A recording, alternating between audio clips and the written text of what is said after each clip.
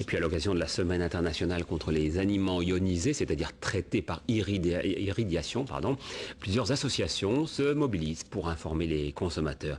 Carole Vénua et Simon Fichet nous disent comment et pourquoi. Sans le savoir, nous mangeons de plus en plus d'aliments ionisés, c'est-à-dire traités par irradiation. Cette technologie consiste à exposer les produits à des rayons radioactifs dans des unités comme celle-ci. La France en compte 7. Ce procédé est utilisé pour détruire les bactéries et faciliter la conservation des aliments. Certaines associations s'y opposent. Le premier risque, c'est la perte de vitamines, ça qui est attesté tout à fait officiellement, y compris dans les rapports de l'OMS. Et puis un risque de cancérogénèse et de mutagénèse, notamment sur les produits gras irradiés. Comme les cuisses de poulet ou les crevettes, des denrées fréquemment ionisées.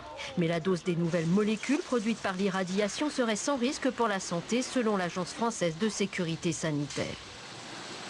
La réglementation européenne exige un étiquetage et autorise cette pratique sur 3 types de produits: les herbes, les épices et les condiments végétaux. Mais plusieurs pays, dont la France, bénéficiant d'une dérogation, ont très largement étendu la liste.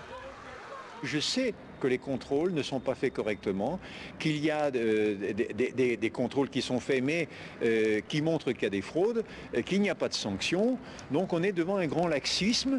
Dans son dernier rapport, la Commission européenne montre que 4% des échantillons contrôlés avaient été illégalement irradiés ou n'étaient pas correctement étiquetés. Les infractions concernent plus particulièrement les produits importés d'Asie. Il faut savoir que plus les aliments voyagent sur longue distance, plus ils sont susceptibles d'être ionisés.